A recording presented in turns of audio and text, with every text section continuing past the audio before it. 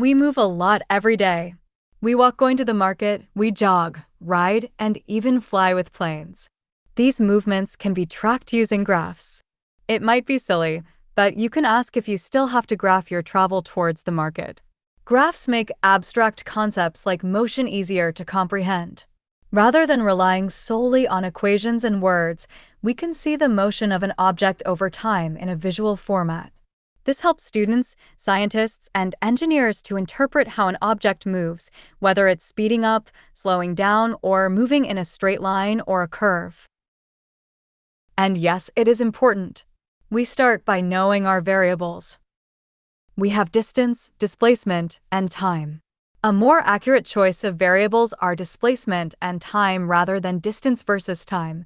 This may seem counterintuitive, but because velocity and acceleration are vector quantities, and a scalar quantity like speed isn't used to represent these concepts. Time is plotted along the positive x-axis due to the fact that time always moves forward. We use the y-axis to plot the displacement, distance from initial to final position, of the object. Let us use the diagram shown below. Point A is 5 meters away from point B. Point C is 2 meters from point B, and they are in a straight line. We travel from point A to point C in 3 seconds. We calculate the displacement to be 7 meters. We log it on our table. Say we go from point C to point B, we travel additional of 2 meters in distance in 3 seconds, but based from the definition of displacement is from initial to final. So from that statement, we calculate from point A to point B and get 5 m of displacement. And so, if we travel from point B towards point A in 1.5 seconds, we add up 5 meters of total distance traveled, but we calculate the displacement from point A to point A and get 0 meters. We can now graph. We see that the highest value for the displacement is 7 meters and for time is 0 to positive infinity.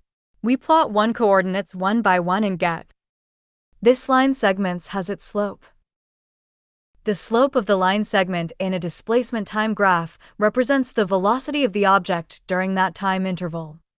So from our slope formula, which translates to, we can now calculate for the velocity using the table. So we calculate the velocity for segment BC. Why is there a negative velocity? This means that the direction changed. And this is also the reason why displacement is used instead of distance. Distance is cumulative and can't signify direction change. So for segment CD, again the negative sign is due to the direction of the moving object. This is how we create the displacement versus time graph, and the slope of the line is equivalent to the velocity of the object during that time interval.